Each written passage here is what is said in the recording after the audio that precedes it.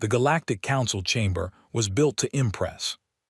That was the honest truth of it, and everyone inside knew it. The ceiling rose 400 meters above the floor, carved from a single piece of black Valorian stone that had been hauled across 6 star systems at a cost that could have fed 3 colonies for a decade. The seats were arranged in a perfect circle, tier upon tier, each species given a position determined by the length of their membership. The oldest sat highest. The newest sat at the bottom, looking up. It was not an accident that the newest sat at the bottom. Ambassador Vale of the Kethar arrived early, which was his habit. He was old by most species standards, old enough that the gray had moved past his temples and taken over entirely, old enough that his joints made their opinions known every morning. He carried a single data chip in his left hand. He had not slept the night before. He took his seat in the middle tiers, which was where the Kethar had sat for 300 years. Not old enough for the top, not young enough for the bottom. The middle, always the middle, where you could see everything clearly and change almost nothing. Other delegates filed in over the next hour. The Volkai came last, as they always did. Grand Consul Dreth led their delegation, 7 of them, robes the color of deep water, moving like they owned the floor because, in most practical senses, they did. The Volkai had held a council majority for 60 years. They had expanded their territory 11 times in that period. They were, by every measurable standard, the dominant power in the known galaxy. Dreth did not look at Vale when he passed. He never did. The session was called to order by the council speaker, a thin Mehari woman named Solis who had been doing this job for 22 years and had the permanent expression of someone who has stopped being surprised by anything. She called the first item. Territory Review, Sector 7 Gamma. Vale sat up straighter. Sector 7 Gamma was a spiral arm corridor, not especially rich in resources, not especially populated but strategically positioned between 2 major trade lanes. 3 years ago, a small species called humanity had established their 4th colony there. Kepler 7, 40,000 people, miners mostly, some farmers, a medical station. Now the Volkai wanted the corridor. The debate began, as these debates always began, with maps. A Volkai delegate stood and walked the council through the strategic value of the corridor. He used words like natural extension and historical claim and underutilized space. He had a pleasant voice. He smiled a lot. The maps he showed made the corridor look empty, which it was not, but the colony markers were very small and the Volkai territory markers were very large and color-coded in a confident shade of blue. Several other delegates spoke. Most of them said things like, "We understand the strategic concern, and of course this must be handled diplomatically, and we trust the council's judgment." None of them said no. Vale listened to all of it. Then the speaker called for any remaining comment before the vote, which was the usual formality. Usually no one spoke at this stage. The outcome was already understood, and Vale stood up. There was a small ripple through the chamber. Not shock, just notice. The Kethar ambassador was on his feet, which was unusual. He was old and quiet and had not made a speech in 4 sessions. "Ambassador Vale," the speaker said, "you have the floor." He did not use notes. He had thought about what he wanted to say for 3 weeks, and he knew it by heart. "I want to talk about humanity," he said. His voice carried well.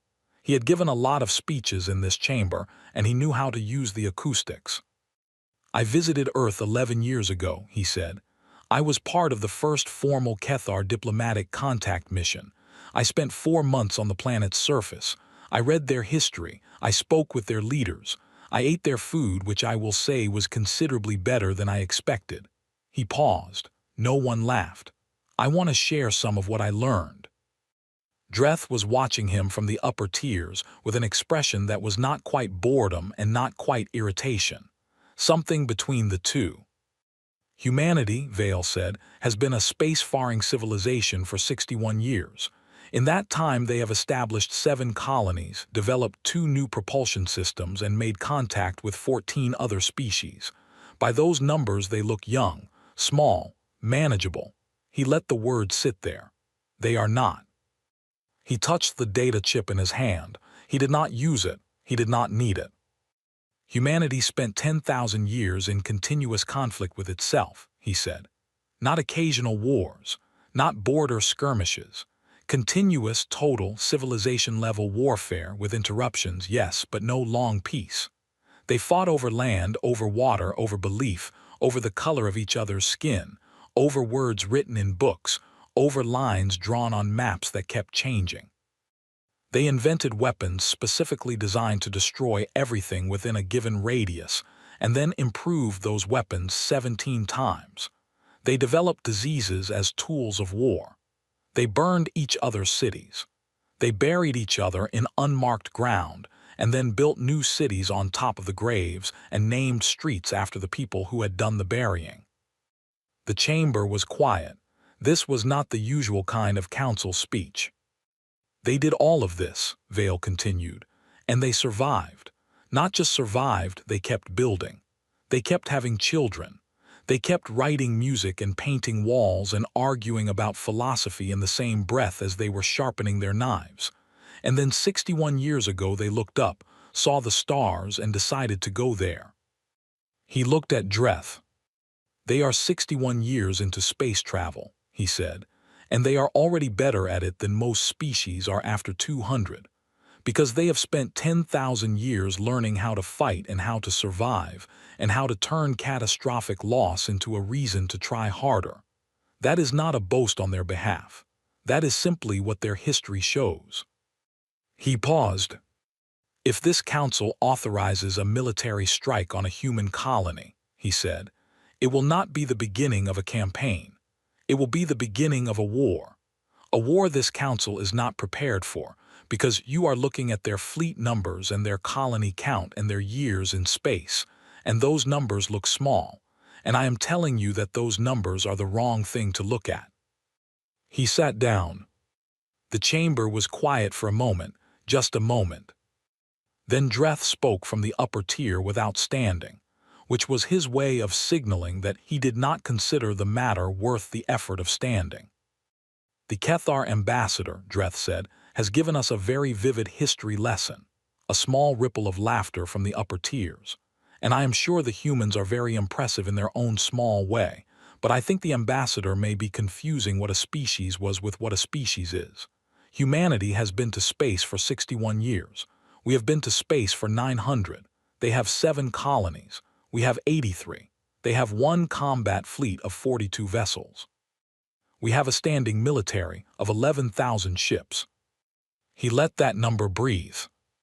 I respect the ambassador's caution, Dreth said, in a tone that made it clear he did not.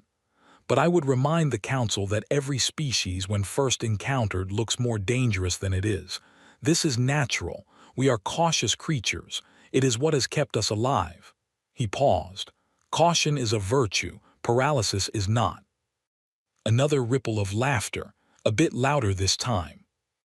Vale did not respond. He looked at his hands. 3 other delegates spoke after that. 2 of them referenced Dreth's fleet numbers. One of them noted that the human colony on Kepler-7 had not been formally registered with the Council's Territorial Bureau, which was technically true and entirely irrelevant. The session moved toward its conclusion the way these sessions always moved, like water finding the lowest point, inevitable, gravity-driven. The vote was called. Vale voted no. The Kethar were 4 votes, 4 noes against 47 yeses. The motion passed. The Volcae fleet was authorized to move into Sector 7 Gamma, take control of the corridor, and invite the Kepler-7 colony to negotiate terms of integration into Volcae-administered space. The word invite was in the official record. 11,000 ships was what the invitation looked like in practice. Dreth accepted the vote with a small, satisfied nod. He spoke briefly to the delegates beside him. He smiled. He was a man who had just gotten something he wanted, and he looked exactly like that. Vale collected his data chip. He stood. He did not look at anyone. He walked out of the chamber through the side door. the one the lesser delegations used. The corridor outside was long and cold and lit with the blue-white lights the council favored, lights that made everyone look a little ill. His footsteps echoed. No one else was out here yet. The session would continue for another hour: trade matters, infrastructure votes, the usual business of running a galaxy. He stopped at the window at the end of the corridor. The view from the council station was remarkable. You could see 3 nebulae from this angle, clouds of color that looked soft and close but were hundreds of light years across. Between them, barely visible, the smear of the Orion corridor, where Sector 7 Gamma sat, where Kepler 7 sat, where 40,000 people were currently going about their lives with no idea that a vote had just been taken about them. Vale stood at the window for a long time. He thought about Earth. He thought about the 4 months he had spent there. He thought about the museum he had visited in a city called Johannesburg, a museum about a conflict that had ended before humanity reached space, a dark and careful exhibition about what people had done to each other and why, and what it had cost, and what had been rebuilt after. He thought about the woman who had curated the museum. Her name was Dr. Asand. She was 70 years old, and she had shown him through every room with the calm, level manner of someone who believed that remembering a terrible thing was the only honest tribute to it.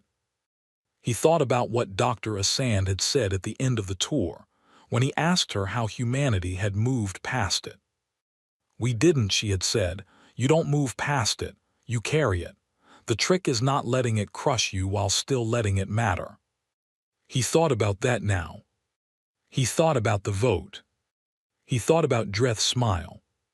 He pressed his hand against the cold glass of the window and looked at the stars, and he thought about what was coming, and he did not feel righteous about having spoken.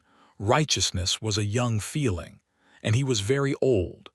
He felt only the particular grief of a person who has said the correct thing at the correct time and been heard by no one. His aide found him there 20 minutes later. Young woman, Kethar, sharp and careful and loyal. Her name was Fen, and she had worked for him for 6 years and knew better than to speak first. "The vote passed," Vale said. He did not turn from the window. "Yes," Fen said. "The fleet will move in 48 hours. The Volkai standard mobilization time is 36 hours, Fen said carefully. "If they prioritize." 36 hours, then. He was quiet for a moment. "Send a message to our consulate on Earth. Standard diplomatic courtesy. Alert them to the Council's decision. Tell them the Kethar delegation voted against." "Do you want to send anything more than that?" He thought about it. He thought about whether there was a sentence he could write that would be useful. He could not think of one. The humans would receive the news through their own channels soon enough. They had people watching the Council. All species did, even the ones pretending they didn't. "No," he said, "just the vote record." Fen made a note. "And your schedule for the next session." "Clear it." She paused. "Clear all of it." "All of it." He finally turned from the window. He looked tired in a way that had nothing to do with sleep. "I don't think the next few sessions are going to look like anything we've planned for." Fen looked at him. She had the expression of someone who wanted to ask a question and had calculated that the answer would not be comforting. She kept the question to herself. "Yes, Ambassador," she said. Vale looked back at the window one last time. At the nebulae. At the corridor between them. At the small invisible point in space where Kepler 7 was, where 40,000 people were waking up or sleeping or eating or arguing about ordinary things. He had done what he could do. He had stood in a room full of powerful people and told them the truth, which was all an ambassador could do when the room had already made up its mind. He was not naive enough to think the truth would have changed anything. The vote was decided before the session opened, as most council votes were. But the record would show he had said it. The record would show the Kethar had voted against. That mattered in some small, long-term historical way.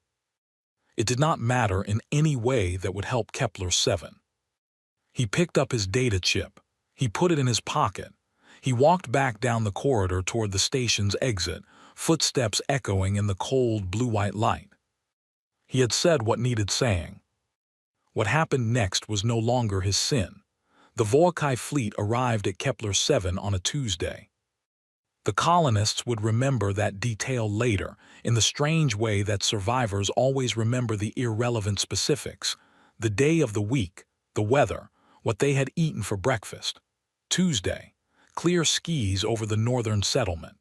A shipment of ore processing equipment had just arrived from Earth and was sitting in the landing yard, still in its crates. The fleet came out of faster-than-light travel in a wide formation, which was standard Volkai doctrine: spread out, present a maximum silhouette, let the target understand the scale of what it was looking at before any weapons were fired.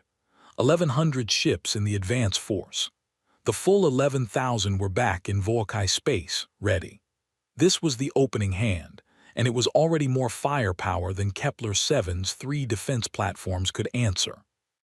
Commander Yiris stood on the bridge of the flagship Sovereign Reach and watched the colony resolve on the forward display. It was small. A main settlement of about 40,000, a secondary mining outpost another 200 kilometers north, and the orbital platforms, 3 of them, old by Volkai standards, the kind of hardware a young colony built when budget and time were both short. He had reviewed the intelligence files on Kepler-7 twice on the transit. He knew the colony's layout, its population count, its resource output, the names of its 3 elected administrators. He knew the defense platforms were armed with kinetic rail systems and short-range plasma batteries, which were adequate for meteor deflection and piracy deterrence, and almost nothing else. "This should be fast." "Hail them," he said. The communications officer opened the channel. Yiris straightened in his chair and looked at the display and began the speech he had rehearsed: the formal demand for negotiation, the offer of integration into Volkai-administered space, the 30-minute window for response. He delivered it cleanly, professional. He was not a cruel man. He genuinely believed the colonists would look at 1,100 ships and make the sensible decision. The channel stayed open for about 40 seconds. Then one of the defense platforms fired. It was a single kinetic round, old propellant, the kind of weapon that Volkai military engineers had stopped worrying about 2 generations ago. It hit the shields of a light patrol vessel near the formation's edge and accomplished nothing structural. But it was a shot. At 1,100 ships. From a colony of 40,000 people. Yiris blinked. He looked at his weapons officer. His weapons officer looked back at him. "Sir," the communications officer said, "the colony is broadcasting." On screen. The face that appeared was not one of the 3 elected administrators. It was a woman in a miner's work suit, gray-haired, maybe 65, standing in what looked like a community assembly hall. Behind her, visible through a wide window, people were moving with purpose, not panicking, moving. The difference was important, and Yiris noted it without quite understanding why it unsettled him. "This is Kepler-7, the woman said. Her voice was level. "We received your speech. We are not interested in integration.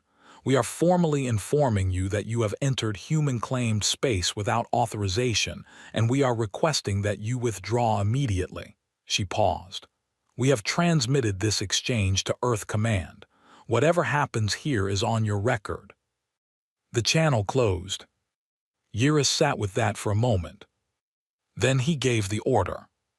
The first volley from 1,100 ships hit Kepler-7's orbital platforms in under 4 minutes. The platforms were well built. They absorbed more than the intelligence files suggested they should, but the outcome was not in question. The first platform broke apart at the 6-minute mark. The second went dark 8 minutes after that. The third managed to get 3 more shots off before the end, none of which did measurable damage, all of which were aimed with what Yiris could only describe as deliberate precision. They were not firing wild. Even at the end, they were aiming. He filed that away somewhere. The ground assault was supposed to come next. Standard doctrine: destroy orbital capability, demand ground surrender, land peacekeeping forces to administer the transition. Clean. Predictable. What happened instead was not clean. The first Volkai landing craft touched down at the edge of the main settlement, and the ramp had not fully descended before someone shot at it from a water tower 300 meters away. The shot was from a hunting rifle. It was not a military weapon. It bounced off the landing craft's hull without leaving a mark. The second landing craft set down near the ore processing yard and was hit by an ore hauler, a massive industrial vehicle, fully loaded, that someone drove at it at top speed and then jumped clear of in the last seconds. The hauler weighed approximately 800 tons. The landing craft's landing struts held, but the impact crumpled the forward loading ramp, and the craft could not deploy its troops. The third landing craft never touched down. Someone on the ground had rerouted power from the settlement's main reactor into the emergency magnetic accelerator system, the one normally used to launch ore canisters into orbit for collection, and fired a series of 800-kilogram ore canisters at the descending craft in rapid succession. They were not precision weapons, but there were a lot of them, and the third landing craft veered off and took significant damage to its port engine. Yura stood at the display and watched his neat operation become untidy. "What are they shooting with?" he asked. His intelligence officer looked genuinely puzzled. "Mining equipment, sir. Industrial machinery. We're seeing—" He stopped, looked again. "We're seeing converted supply freighters moving to intercept our secondary patrol wing." Supply freighters. They've mounted the ore accelerators externally, jury-rigged. They shouldn't be able to fire at that angle, but they are. A pause. "One of our patrol vessels has taken a hit." Yiris looked at the display. 40,000 farmers and miners and teachers and doctors with no military and no military hardware, and 30 minutes of warning, had just damaged a Volkai patrol vessel with a repurposed ore launcher bolted to the outside of a cargo freighter. He felt something cold move through him then. He could not have named it precisely. It was not fear, not yet. It was closer to the feeling of stepping onto ground you believed was solid and feeling it shift slightly underfoot. "Get the ground troops deployed," he said. "Full force, end this quickly." Suhan Park was 67 years old and had lived on Kepler 7 for 11 years. She had come out here from a city called Busan, on Earth, after her husband died and her children were grown, and she found that she did not want to spend the remaining decades of her life in a place where everything reminded her of the years before. Kepler 7 was not comfortable. The soil was wrong for most things she wanted to grow. The winters were long and the light was a different color than Earth light, slightly more orange, and it had taken her 3 years to stop finding it strange. She loved it here. She was surprised by how much she loved it. When the ships appeared on Tuesday morning, she was in the community hall because the emergency broadcast had pulled everyone in, and Administrator Chen was trying to keep people calm and doing a reasonable job of it, all things considered. Suhan sat in the back row and listened to the broadcast from the Volkai fleet, the formal voice, the careful words, and watched the faces of the people around her. She was not afraid. She noted this with some curiosity. She thought she should be afraid, and she was not. She was angry in a way that felt very quiet and very deep, like a stone at the bottom of cold water. When Administrator Chen finished her response, the one Eurus watched on his display, she turned to the room and said they had maybe 20 minutes before things got serious, and asked what everyone was prepared to do. The room answered. Suhan was not young enough for the defense platforms and not trained enough for the freighters. What she could do was get the children to the mine shafts, which went deep enough into the rock that orbital bombardment couldn't reach them, and that was what she did. She moved through the settlement for 40 minutes while the sky above was lit with things she could not name, gathering children and their parents, the ones who were not fighting, the ones with small ones to protect, and moving them into the earth. She got 63 people into Shaft 7 before the ground forces came. The shaft entrance was a heavy industrial door, sealed from inside. She pulled it shut behind her and locked it and sat down with her back against the cold metal and listened to the sounds coming through the rock. She could not see anything. She could only feel the vibration when something large fell nearby and hear the muffled sounds of things happening above. At some point a child, 4 years old, maybe 5, a boy named Davy who belonged to one of the mining engineers, climbed into her lap and went asleep. She sat there with Davy asleep on her lap and listened to the world above change. She had a lot of time to think. She thought about what she had seen when she left the Voakai broadcast on. Before she went to collect the children, she had watched the rest of it, the part after Administrator Chen closed the channel. She had watched the formation on the sky feed, all those ships. She thought about what her father had told her once, when she was young and frightened about something she could no longer remember. He had said, "The size of the thing coming at you is not the thing that determines what happens next. What determines what happens next is what you do in the next 5 minutes." Her father had been a very practical man. She thought about that. She thought about the ore hauler that someone had driven at a landing craft and jumped clear of. She did not know who had done that. She hoped they had jumped in time. It took the Voakai ground forces 4 hours to establish control of the main settlement. Not 30 minutes, not 1 hour. 4 hours against people with hunting rifles and industrial machinery and a colony's worth of accumulated stubbornness. Yiris received the final control report and read it 3 times because the casualty figures did not look right and he wanted to be sure he was reading them correctly. He was. 17 Voakai soldiers dead, 89 wounded, 1 patrol vessel with significant damage, 2 landing craft disabled. From 40,000 colonists with no military. He sat with that number, 17, and thought about what it meant. 17 was not a catastrophic number. In historical terms, it was a small number. But you had to understand the context of the number, which was that it had come from people who were not soldiers, fighting with tools, and it had come in 4 hours. He thought about what the number would look like if those people had been soldiers. He thought about what it would look like if they'd had 4 days instead of 4 hours. He put the report down and asked his communications officer for the latest signal intercepts from the direction of Earth. The officer pulled them up. Yiris read them. Earth had received the alert from Kepler-7 within minutes of the attack. The colony had transmitted everything, the Voakai broadcast, the exchange with Administrator Chen, the live feed of the orbital platforms coming apart. The signal had hit Earth Command 8 hours ago. The response had been going out for 6. The content of the response was short. It was one message, broadcast on every channel, and it had already been picked up by 17 other species monitoring stations, which meant it was not a private communication. It was meant to be read. Yiris read it.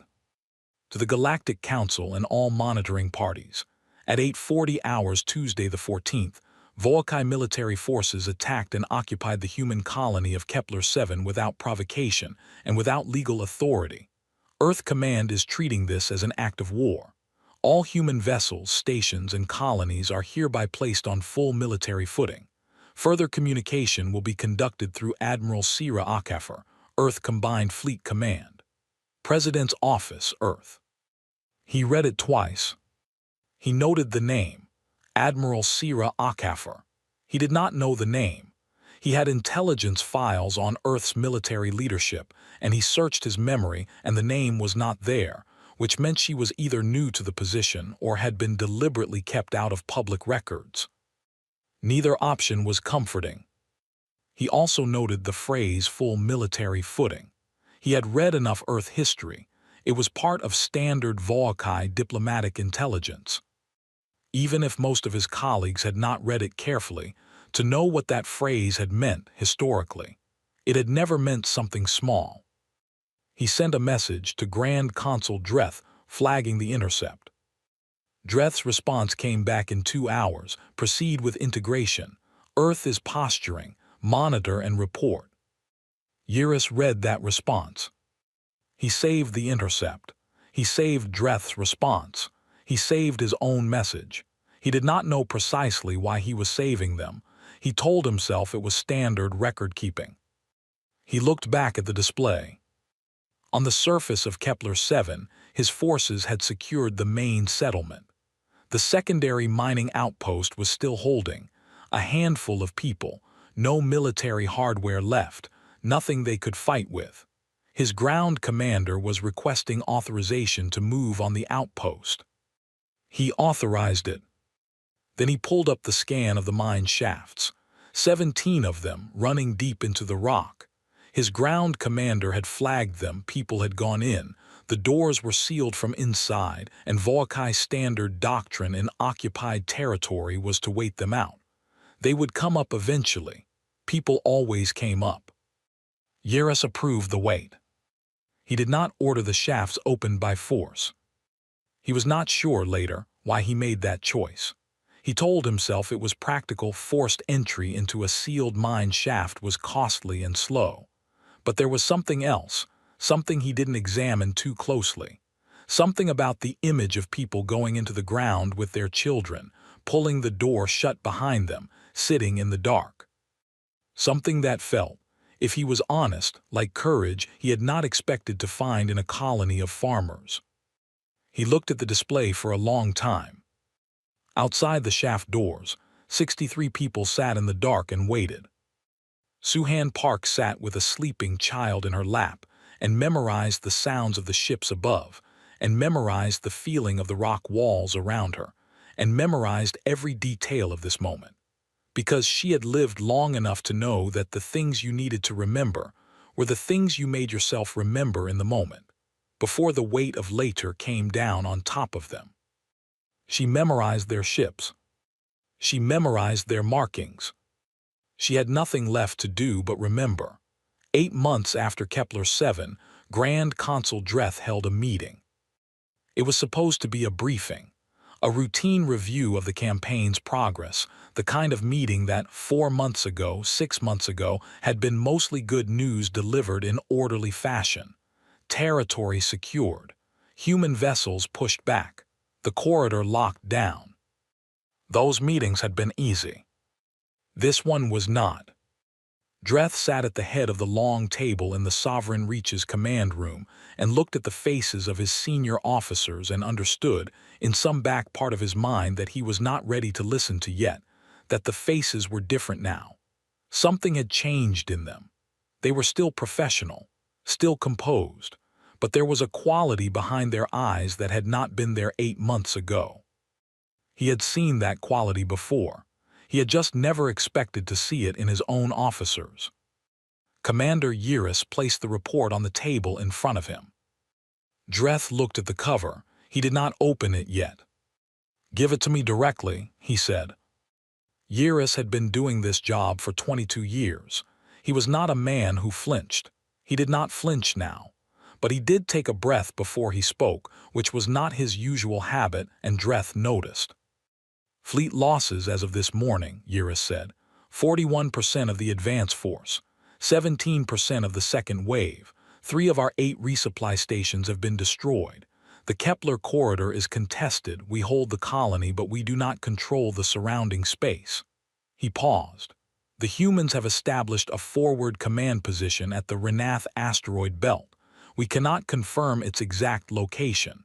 We have tried 4 times. Dreth looked at him. 4 times. Each time we sent a search and clear group, it did not return. A pause.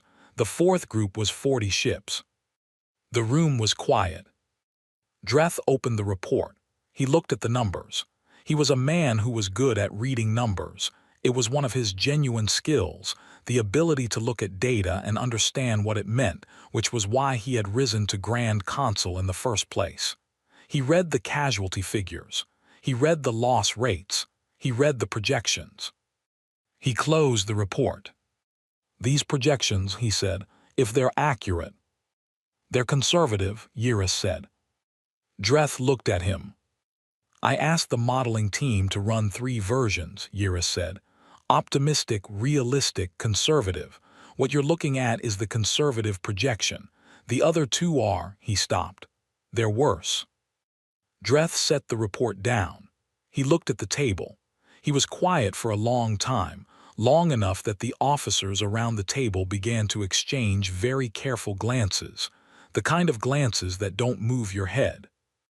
How, Dreth said finally, not angrily. He sounded like a man trying to understand something. Explain to me how a species with 42 ships 8 months ago is doing this to 11,000. Yiris had spent a lot of time thinking about this question. He had thought about it in the middle of the night, lying awake, going over the engagement records one by one. They don't fight the way we expected, he said. They don't fight the way any species fights. Every engagement model we have is built on observed behavior from species that have established military doctrines. You know the doctrine, you know what to expect. You can plan. He put his hands flat on the table. Humans don't have 200 years of doctrine. They have 60 years. So instead of doctrine, they have adaptation. Every time we develop a counter to something they've done, they've already stopped doing it. They don't repeat tactics that didn't work, not even once. All species adapt, Dreth said. Not like this. Yiris pulled up a display. The Battle of Renath II, the first one, month 3.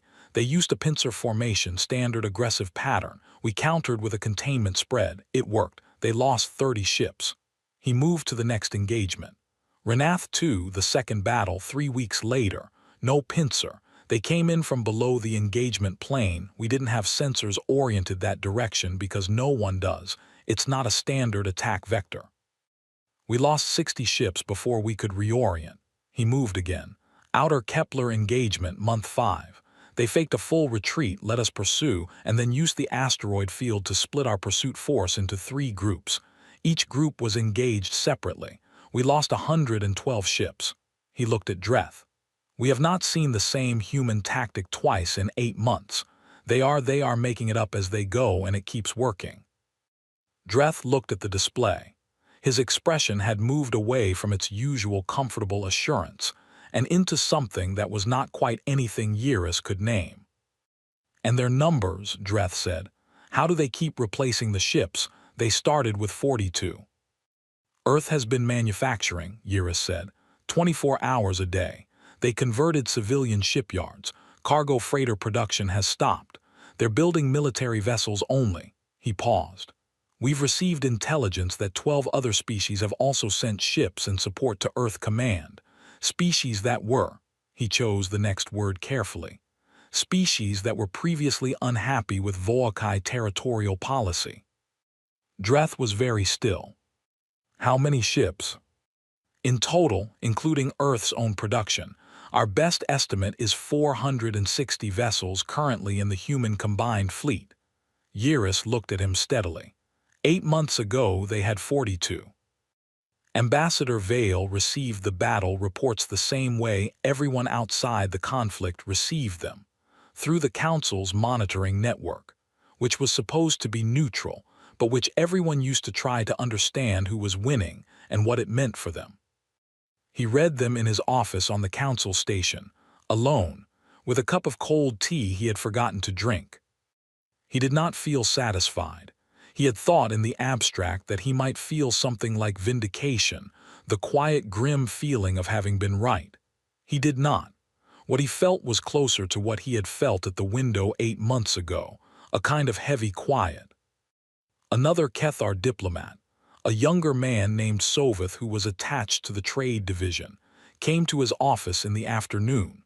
He knocked, and Vale told him to come in, and Soveth sat down with the careful manner of someone who had a question they weren't sure they should ask. The battle reports, Soveth said. Yes, Vale said. The humans are, it looks like there. Yes. Soveth was quiet for a moment. You don't look surprised. I'm not. You don't look pleased either. Vale looked at his cold tea. The Voakai have 83 colonies, he said. Many of them have been under Voakai control for a long time. Many of them have Volkai citizens living on them who had nothing to do with the decision to attack Kepler-7. He picked up the cup, put it down. There are no clean wars. There are just wars. Soveth sat with that. Do you think it will stop before it goes too far? Vale looked at him. Soveth was maybe 30 years old, bright, genuinely decent. He had not been in the chamber the day of the vote. He had not seen Dreth's face. I think, Vale said carefully, that Grand Consul Dreth is a man who has never been wrong about something this large. And I think that kind of man has tremendous difficulty accepting information that tells him he is wrong now. He paused. So no, I don't think it will stop because Dreth chooses to stop it. Then how does it stop? Vale thought about that for a moment.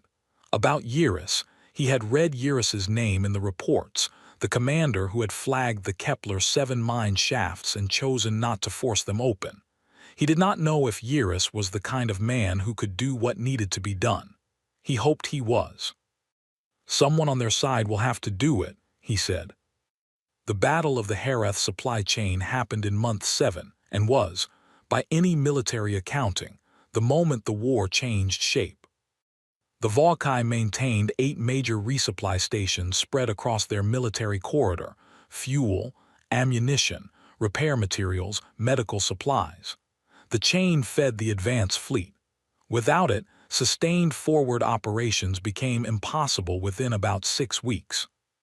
Admiral Sira Akafer had been looking at the supply chain for 3 months. She was not a loud person. The officers who worked under her described her when they described her at all, which was not often because she did not encourage discussion of herself as quiet and thorough. She thought in long arcs. She played games from their conclusion backward to their opening, which was not the usual way people played games, but it was the way she played them. She had grown up in Lagos, studied engineering, and joined Earth's fledgling space fleet at 24 because someone needed to do it and she was good at logistics, which turned out to be the most important thing in any military operation, and also the thing most commanders found boring. She did not find it boring. Logistics was the skeleton of every plan, the part that didn't show, but that everything else hung on. She had been watching the Volkai supply chain for 3 months, and she had a plan. The plan was not dramatic. That was intentional. Dramatic plans had single points of failure. Her plan had no single point. It was 7 small actions that together produced one result, and each small action looked in isolation like a different kind of operation. A probe here. A false retreat there. 2 small engagements near Volkai Station 4 that appeared to be attempts to take the station and were not. What they actually were was movement. Getting ships into position without the Volkai understanding what position they were moving into. On the night before she executed the plan, she sat in her quarters on the command carrier Cape Town and looked at the operational map for a long time. She had a cup of coffee, real coffee, from beans her mother had sent in a care package 3 months ago, which she was rationing carefully because there would not be more for a while. The coffee was excellent. Her mother grew it herself on a small farm outside the city, and it had arrived with a note that said, "Come home safe. The garden misses you." Akafer looked at the operational map. She thought about Kepler-7. She thought about the colony's final transmission before the platforms went down. She had watched it many times, the gray-haired woman in the community hall, the people moving behind her. She had found out, after the occupation, that the woman's name was Park Soo-han, that she had survived in a mine shaft, that she had gotten out 63 people including 29 children. She thought about that. She drank her coffee. In the morning, she gave the order. The 7 actions began simultaneously across 400 kilometers of contested space. The Volkai response went to the most visible action, the largest human force, moving directly toward Station 4 exactly as she had expected. They pulled ships from their secondary screening positions. They tightened the formation around the station, which opened the corridor behind them. 80 human ships came through the corridor in 2 minutes, not toward the stations, past them, toward the automated relay network that connected all 8 stations to each other and to Voakai Prime. The relay network was not heavily defended. It was infrastructure, not a target, and the Voakai had not thought of it as something worth defending. Akefer had been thinking about it for 3 months. The relay network went dark in 4 minutes. Without it, the 8 stations could not coordinate. Without coordination, the resupply chain was 8 separate stations instead of one system. 6 of the 8 were destroyed or disabled in the following 2 hours. The other 2 were cut off. Yiris received the report on the bridge of the Sovereign Reach and read it standing up. He read it twice. Then he turned to the display. He pulled up the full strategic map, all of Voakai military space, the colony corridor, the contested zones, the engagement lines. He looked at all of it together, which he had not done for several weeks because looking at it piece by piece was easier. The pieces were still manageable, but looking at all of it together. He looked at it together. He looked at how many of the lights had changed color in the last 8 months. Red for lost, yellow for contested. Red and yellow had spread through the map in a way that was very clear when you stepped back far enough to see the whole thing. There were a lot of lights that had been blue 8 months ago. He thought about what he would say to Dreth. He thought about the fleet numbers, the supply chain, the rate of change in the engagement patterns. He thought about the modeling team's 3 projections, optimistic, realistic, conservative, and where they were now against those projections. They were not on the optimistic line. They were not on the realistic line. Yiris looked at the star map. He looked at how many lights had gone dark. He made a decision that he had been approaching for weeks, the way you approach the edge of something, knowing it's there, not quite letting yourself arrive at it. He arrived at it now. He called his communications officer. "I need a private channel," he said. "Encrypted, non-Voakai routing, use the Mehari civilian network. I don't want it touching our military system." The officer looked at him. "Sir." "Do it," Yiris said. The officer did it. Yiris sat down and thought about what to say and how to say it. He thought about Kepler 7, and the mine shaft doors sealed from the inside, and the woman in the community hall who had told them to get out of human space, and the number 17, which had not stopped sitting at the back of his mind in 8 months. He thought about the star map and the dark lights. He thought about how many more lights were going to go dark before Dreth was willing to look at the whole map at once. He started writing. He wrote to Admiral Sira Akefer, Earth Combined Fleet Command. He did not know if she would respond. He did not know if he was too late or not late enough, or exactly the right amount of late for the kind of conversation he needed to have. He did not know if she was the kind of person who could be talked to. He knew he had to try. He sent the message. Then he looked at the star map for a long time. Dreth looked at the star map and for the first time noticed how many of the lights had gone dark. Akefer read Yiris's message 3 times.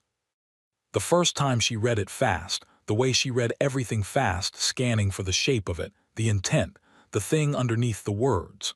The second time she read it slowly, looking for the trap. The third time she read it like a document, carefully, the way her engineering training had taught her to read specifications, looking for what was stated, what was implied, and what was absent. What was stated: Commander Yiris, senior military officer of the Voakai Advance Fleet, was requesting a private meeting. No weapons, 1 ship each, neutral coordinates which he proposed and she could reject and replace with her own. What was implied? He was doing this without authorization. The routing she'd traced, her signals team had spent 4 hours on it, went through the Mehari civilian network. He had deliberately kept it off Voakai military channels. What was absent? Any mention of Grand Consul Dreth. She sat with the message for a day. Not because she was undecided, she knew within the first hour what she was going to do, but because the decision carried weight and she believed in giving weight its proper time. She had a habit of this. Her officers sometimes found it unnerving, the way she went quiet before a major call. They had learned to leave her alone when she went quiet. She changed his proposed coordinates to her own, a stretch of empty space in the outer Renath region, far from both fleets, where the nearest star was a dim red dwarf that gave off just enough light to navigate by and nothing else. She sent the response through the same Mehari routing he had used. He confirmed within 2 hours. She took one ship, a small fast courier, the Ibadan, with a crew of 12. She left behind her second in command with sealed orders and went. The Ibadan and Eurus's ship, a light scout vessel, as promised, smaller than the courier, arrived at the coordinates within 20 minutes of each other. No weapons were charged on either side. Her sensors confirmed it.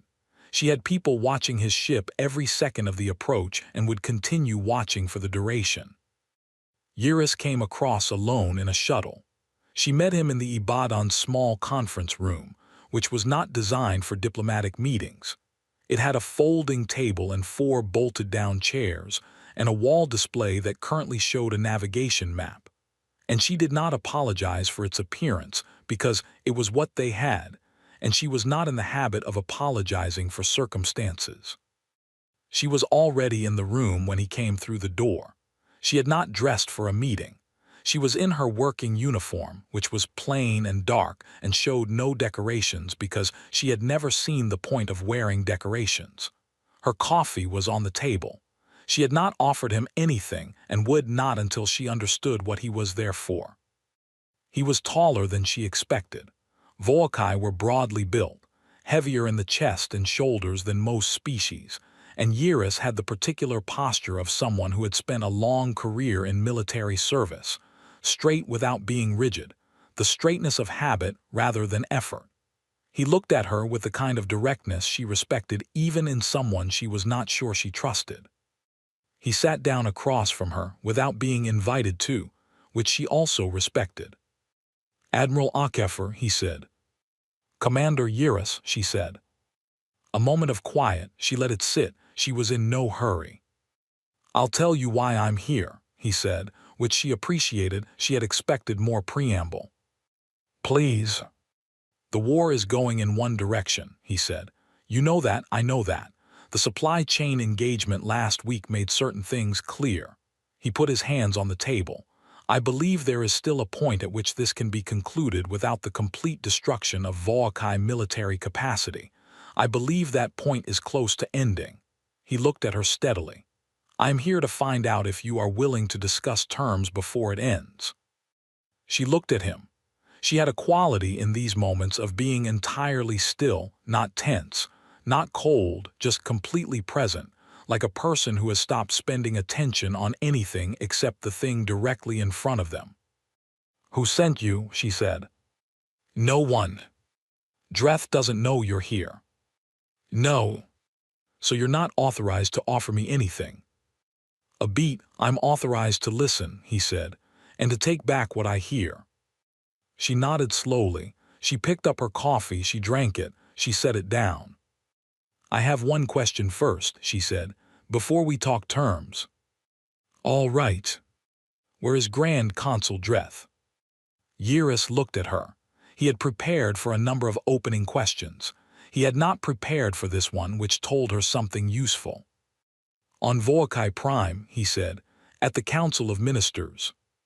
"Not here, not directing the campaign. He delegates operational command to me." "From Volcae Prime," she said, "while his fleet loses 41% of its advance force." Eurus said nothing. "I'm not asking to embarrass you," she said. "I'm asking because it matters for what I'm about to tell you." She set down her coffee. "Terms. You want to know our terms. I'll tell you, and I'll tell you simply, because simple is better than clever when you need someone to actually hear you." She leaned forward slightly. "The Volcae fleet withdraws from all human-claimed space. Every ship, every station, every piece of equipment, within 90 days. She held up one finger. "All annexed territories, not just human ones, everything the Volcae have taken by force in the last 30 years are released. The populations in those territories choose their own administration. Second finger. Full reparations to Kepler 7. Not a number I name, a number the survivors name. Whatever they say. Third finger. Grand Consul Dreth appears before a Galactic Council tribunal. Crimes against a civilian population. The attack on the hospital ward. She stopped. Eurus was very still. She looked at him. You knew about the hospital ward. It was not a question. He looked at the table.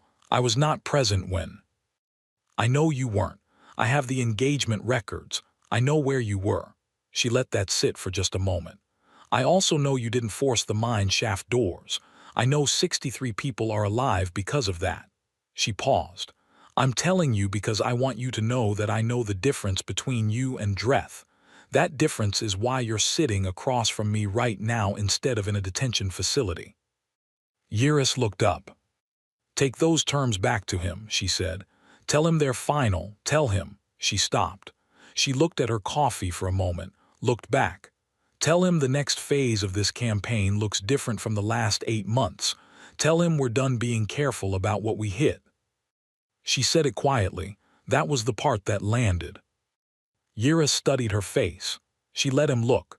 She had nothing to hide in her face. She was not angry. She was not performing. She was a person telling another person the truth about a situation clearly, without decoration. He won't accept them, Eurus said. I know. He looked at her, then why? Because I want it on record that the offer was made. She picked up her coffee again. And I want you to have heard them, personally, from me. She paused, for after. He understood what she meant by after. She could see it in his face. He was not a stupid man. He sat for a moment longer. Then he stood. He had come with questions and she had answered all of them, more directly than he had expected, and there was nothing left to sit for. The terms will be recorded on my ship's log, he said. Non-Voakai routing. In case, he stopped. In case, she agreed. He nodded. He moved toward the door. Commander Eurus, she said. He turned. The hospital ward, she said. 22 children. I want you to have that number. She said it without heat. Not for me, for when you're deciding what to do next. He left. She sat alone in the conference room for a while after his shuttle cleared the Ibadan. She drank the last of her coffee. She looked at the navigation map on the wall. She thought about the terms and about Dreth, and about what she had just told Eurus. The next phase looks different, and about what that meant and what it would cost and what it would leave behind. She did not enjoy what she was planning. She had never enjoyed any of it. That was not the point. The point was finishing what had been started, which was not her fault, and doing it as cleanly as possible, which was the only standard she held herself to anymore. She signaled the bridge, set course back. Eurus delivered the terms to Dreth in person. He flew to Voakai Prime and went directly to the Council of Ministers building, which was all white stone and high windows, and the kind of architecture that was meant to make visitors feel small. He had been here many times. It had never made him feel small until now. Dreth received him in his private office. It was a large room. The desk was very old, a gift from a species that had been absorbed into Voakai territory 40 years ago. Dreth sat behind it in a chair that was slightly higher than the chairs available to anyone sitting across from him, which was deliberate and had always been deliberate, and Eurus had never thought about it until this moment. He delivered the terms. He delivered them exactly as Akafor had given them, clearly, simply, in order. He did not add anything. He did not soften anything. He had thought on the flight back about whether to frame them differently, and he had decided against it, because Akafor had been direct with him and he owed the same to Dreth, regardless of what Dreth did with it. Dreth listened. His face moved through several expressions: irritation, contempt, something that flickered briefly in his eyes when Eurus said the word tribunal, then back to contempt. When Eurus finished, Dreth was quiet for a long moment. She wants me to stand trial, Dreth said. Yes. Before the Galactic Council. Before a council tribunal, yes. Dreth looked at him. She called it crimes against a civilian population. Yes. For a military operation authorized by council vote. Eurus said nothing. Dreth stood up. He moved to the window. The view from his office was the capital city, broad and white and built over centuries, layer upon layer of Volcae civilization going back further than most species had written language. He looked at it for a while. She is a barbarian, Dreth said, not viciously, almost thoughtfully. 60 years in space, and she thinks she can dictate terms to a civilization 900 years old. Sir, I want the second fleet activated, Dreth said. He turned from the window. His face had settled back into its familiar expression, assured, decided, the face of a man who had never seriously entertained the possibility that he might be wrong about something this important. Full mobilization, all available ships. We hit their forward command position and we hit Earth directly. One strike, maximum force, and this is over. Eurus looked at him. He had prepared for this answer, too. He had been preparing for it on the flight back.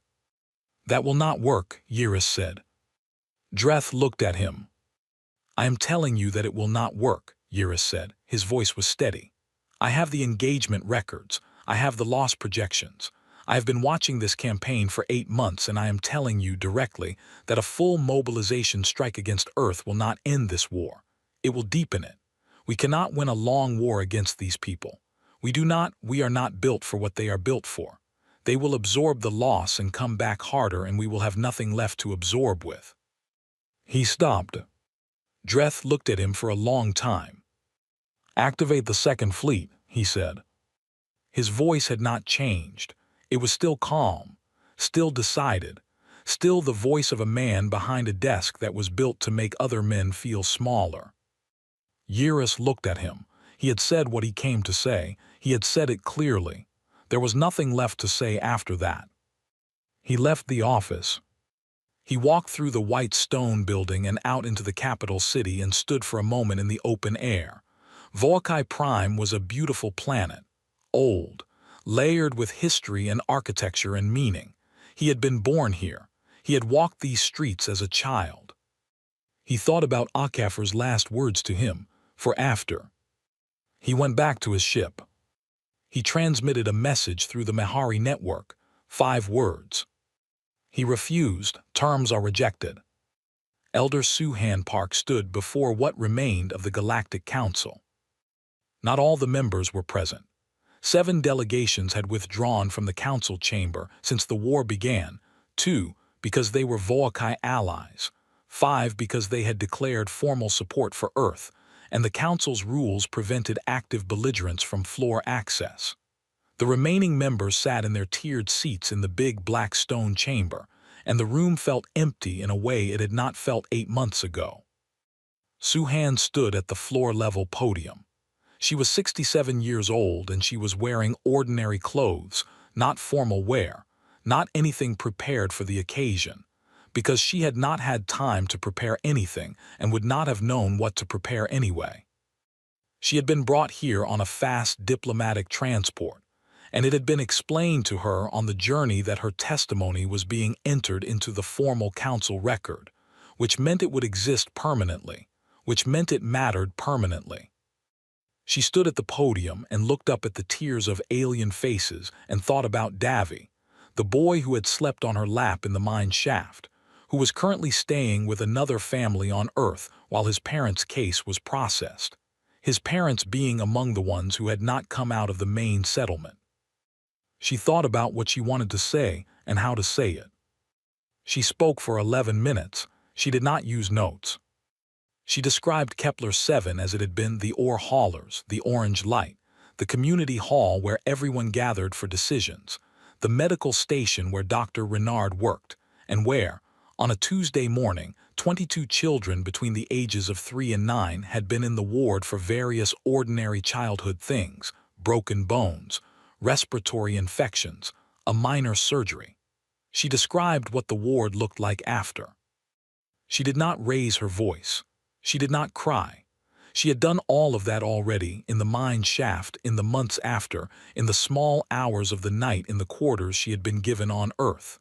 She had no more of it to spend here. She said what she had seen. She said it plainly. When she finished, the chamber was completely silent.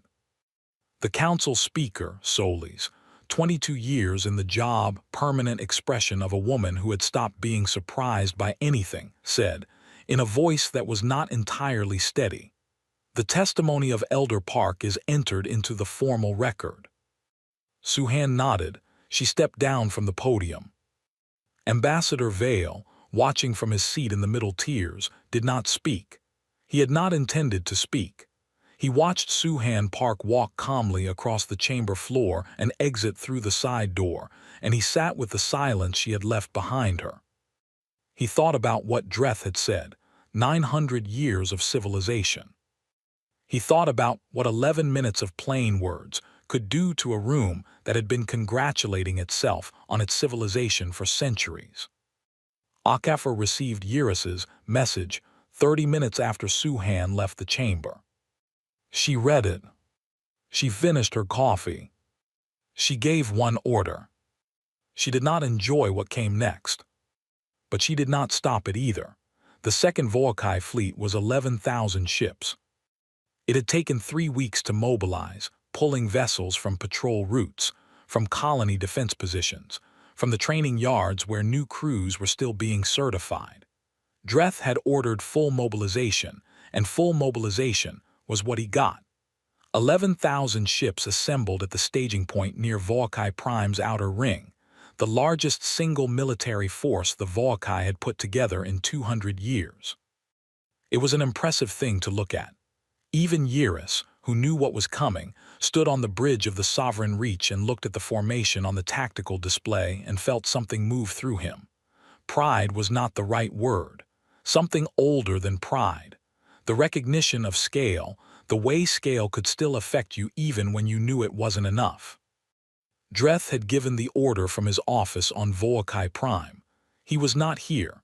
He was directing the campaign from the capital, which was his right as Grand Consul. Eurus had not argued about it. There was nothing left to argue about. The fleet moved. Akafor had been waiting for the fleet to move for 3 weeks. She had known it was coming. Eurus's message had said terms rejected, not fleet standing down, and those were two very different things. She had used the 3 weeks well. She had not moved toward Volkai Prime. She had done something that looked on any scan like a defense posture, pulling her fleet back, consolidating, covering the approaches to human core space. It was not a defense posture. It was a door. She had spent 3 weeks building a door, and when the Volkai Second Fleet came through it, the door closed. The engagement that followed lasted 9 hours. It covered a volume of space 2 light minutes across, and involved approximately 12,000 vessels on both sides, because the 460 ships she had started with had continued to grow. Earth's yards had not stopped. The allied species had continued sending support, and what had been 460 ships 3 weeks ago was now 612. The tactical records of the battle were reviewed by military historians for decades after. Most of them focused on the same thing, not the scale, not the lost numbers, but the coordination.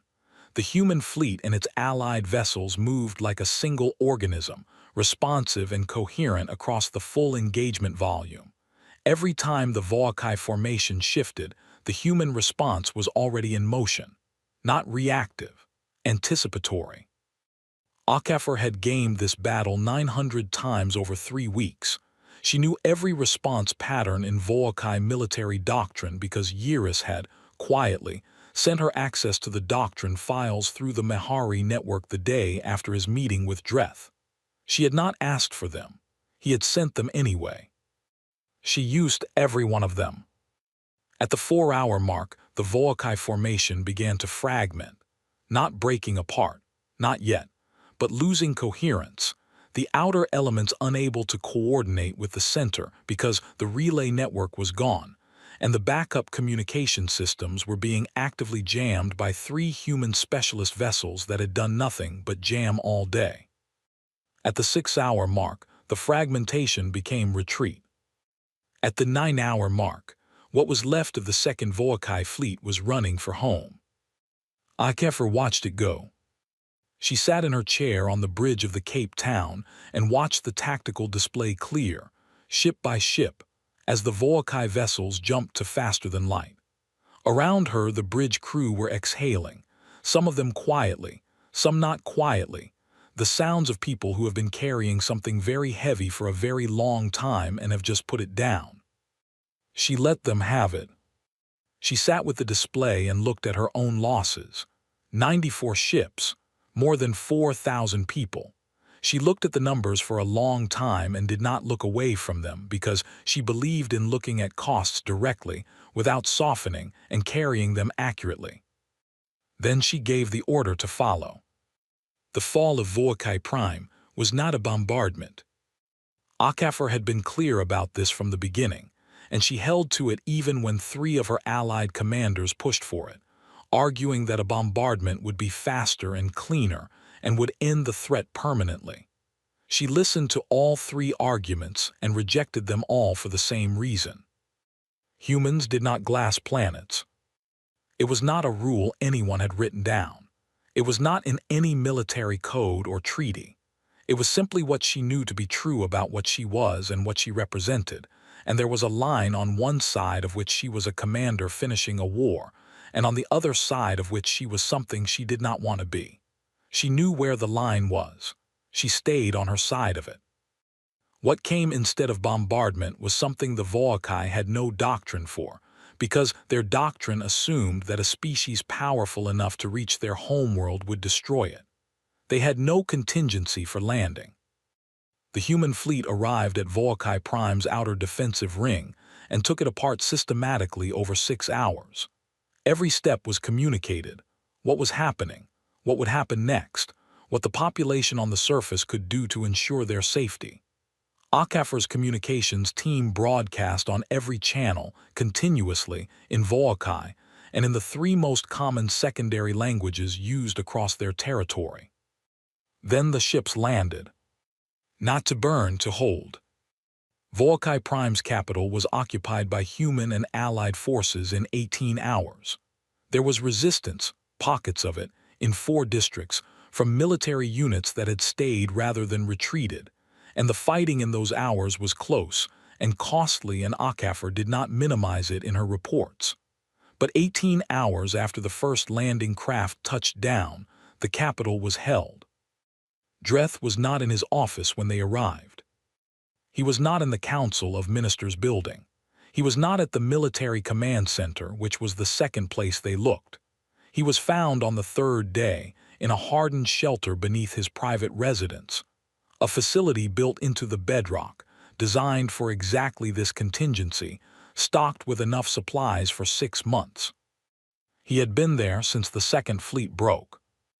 The soldier who found him was a 23-year-old from Earth named Corporal Adisa, who had grown up in Accra, who had joined the fleet 4 months after Kepler-7 because someone needed to, and he was healthy and available and angry in the way that young men get angry when something is done to their people. He had been angry for a long time. He had carried it through 9 months of war. He stood in the entrance of the shelter and looked at Dreth, and his anger went somewhere he didn't expect. Not away, just quiet, like a fire that had been burning a long time and had found the thing it was burning toward and did not know what to do next except be still. Dreth looked back at him. He was in his formal robes, which he had apparently put on for this. His expression was composed. He had the look of a man who had made peace with a thing, or was performing having made peace with a thing, and Adisa could not tell which. "I surrender to Earth Command," Dreth said formally, "in Volkai." Adisa didn't speak Volkai, he spoke into his comm. "I've got him, level 4, subsection 9, he's talking." He kept his weapon where it was. He did not raise it. He stood in the entrance and waited for someone senior to come down, and while he waited he looked at Dreth, and Dreth looked at him, and neither of them said anything else. Eurus had taken the Sovereign Reach out of the formation before the battle ended. Not fleeing. He had stayed through 6 of the 9 hours. But when the retreat became irreversible, he had separated, quietly, and taken the ship to the coordinates he had been holding in his navigation system since the day after his meeting with Akafar. He was at those coordinates when the message came that Voakai Prime had fallen. He sat with that for a long time. Then he transmitted his own surrender to Earth Command, with his location, his ship's identification, and a request that his crew be treated under the terms Akafar had offered him in the Ibadan's conference room. He included the record he had been keeping since Kepler-7, all of it, the engagement logs, Dreth's response to the terms, the fleet orders, the communications. Everything he had saved because he had not known why he was saving it and had kept saving it anyway. The response from Earth Command came back in 2 hours. It was brief. Surrender accepted. Hold position. We are coming to you. The trial of Grand Consul Dreth lasted 11 days. It was held on the council station, in the big black stone chamber, because there was nowhere else large enough and neutral enough, and because the Galactic Council, reduced now to 31 active members, the Voakai seats empty, had formally requested the venue, which was their way of saying that the council acknowledged what had happened and wanted to be seen acknowledging it. Akafar did not testify. She submitted records, the engagement logs, the casualty figures, the broadcast from the Kepler-7 Community Hall, the transcript of her meeting with Yiris, the hospital ward documentation. She organized them carefully and submitted them without comment because the documents were already common enough. Yiris testified. He spoke for 2 days. He was precise and detailed and did not soften anything, including his own role in the occupation of Kepler-7. When the examining officer asked him why he had chosen to contact Akafar without authorization, he said, "Because someone had to." When the officer asked him why he had saved the records, he said, "Because I thought there would be a day when they mattered." Vale testified last. He had been asked to speak as a witness to the council session 8 months earlier, the vote, the debate, the warning. He sat in the witness chair in the chamber where he had given that speech and answered questions for 3 hours. At the end, the examining officer asked him, "Was there anything in the aftermath that surprised you?" Vale thought about the question seriously, the way he thought about all questions. "No," he said. "Nothing." Considered, the speed, he said. "I had expected it to take longer, but the shape of it, no. The shape of it was exactly what I described in my warning, which means the information was available. It was always available." He looked at the floor for a moment. "What surprised me, if anything, is how little it would have taken to avoid all of this. Not much, just the ability to hear something you don't want to hear." He paused. "That is a small thing to ask. Most people find it very difficult." Dreth was convicted on 11 counts. He was not executed. There was significant debate about this. 3 of the allied species pressed for it, and Akafar received formal inquiries from 4 governments asking Earth Command's position.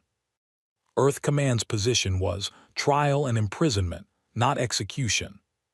She had been asked about this privately by a journalist who had been given access to write a record of the war. The journalist asked why, given everything, she had argued against the harsher sentence. Akafar had thought about the question. "Because he needs to be alive to watch what happens next," she said. She did not elaborate. She did not need to. What happened next was 12 years of rebuilding, Kepler-7 and the other colony that had been hit in month 3, and the species whose territories the Voakai had annexed over 30 years, who were now sorting out what self-governance looked like after decades of someone else's administration. It was complicated and slow and full of arguments and setbacks, and the kind of grinding daily work that does not look like victory, but is the only form victory actually takes in the long run. Earth contributed to all of it: ships, materials, technical staff, medical teams. Akafar signed 53 bilateral agreements in the 2 years after the war ended. She drank a lot of terrible coffee at a lot of negotiating tables and did not enjoy most of it, which was fine, because she had never required enjoyment from her work, only results. Dreth watched from his cell, which was comfortable and well-maintained because she had specified that too. She was not interested in cruelty. She was interested in the thing she had told Yiris about in the Ibadan's conference room, the thing she had called after. After was taking shape, slowly, messily, in the way of all real things. Ambassador Vale visited Earth for the second time 2 years after the war ended. He had not planned to. He had retired from the Kethar diplomatic service 6 months after the trial quietly, without ceremony, because he was old and tired, and had spent enough of his life in chambers with high ceilings trying to say true things to rooms that were not listening. He had gone home to the Kethar homeworld and spent a season doing very little, which was unfamiliar and which he found, to his surprise, he did not mind. Then he had booked passage to Earth. He had not told anyone. He went alone. The city he arrived in was called Nairobi. He had not been here on his first visit. His first visit had been elsewhere: Geneva for the diplomatic meetings, Johannesburg for the museum. Nairobi was different. It was large and fast and layered, old buildings alongside new ones, markets alongside transit stations, trees growing up through infrastructure that had been built around them rather than clearing them. He walked for most of the first day. He did not have a plan. He looked at things. He ate food from a stall near a transit station, something with rice and a sauce he could not identify that was considerably hotter than he expected, and which he ate entirely anyway. He sat on a bench in a park where children were playing a game that involved a ball and rules he could not follow and a tremendous amount of noise. He was sitting on the bench watching the game when a child came and stood in front of him. She was maybe 8 years old. She had the direct, unabashed curiosity of a child who has not yet learned to perform social uncertainty. She looked at him, his gray Kethar coloring, his age, the particular way his eyes were set, with open interest. "What are you?" she said. "A traveler," he said. "Where did you come from?" "Far away." She considered this. "Is it nice there?" He looked at her. Behind her, the game continued, shouting and running, an argument about the rules and laughter. Around the park, the city moved, ordinary and loud, and full of the texture of people living in proximity to each other, which was always full of friction and noise and occasional beauty. He thought about the Galactic Council chamber. He thought about Dreth's smile. He thought about the vote and the window and the cold blue-white light of the corridor. He thought about Suhan Park and 11 minutes of plain words in a silent room. He thought about Kepler 7, the orange light, the ore haulers, 40,000 people who had looked at 1,100 ships and shot at them with a hunting rifle and an ore cannon, and a loaded freighter driven at full speed by someone who jumped clear at the last second. He thought about what it meant to be made of 10,000 years of surviving yourself, and what that did to you, and what it made you capable of, and what it cost. He looked at the child. "It was," he said, "before we made the mistake of thinking we were the most dangerous thing in the sky." The child thought about this with the seriousness that children bring to things that do not quite make sense to them, but that they recognize as meaning something. "Are you staying?" she said. He looked around the park, the game, the trees, the city beyond, building on top of building on top of history on top of grief on top of the next thing and the next. "For a while," he said. She seemed satisfied with this. She turned and ran back toward the game, which had generated a new dispute about something and required her immediate attention. Vale sat on the bench in the afternoon light, which was a different color than the light on the Kethar homeworld, sharper, more gold than orange, and watched the children play. He stayed until the light began to change. Then he got up and walked back into the city and disappeared into the noise of it, one more traveler from far away, moving through a world that had learned something, the way the world always learned things, too late, at tremendous cost, and forward into whatever came next.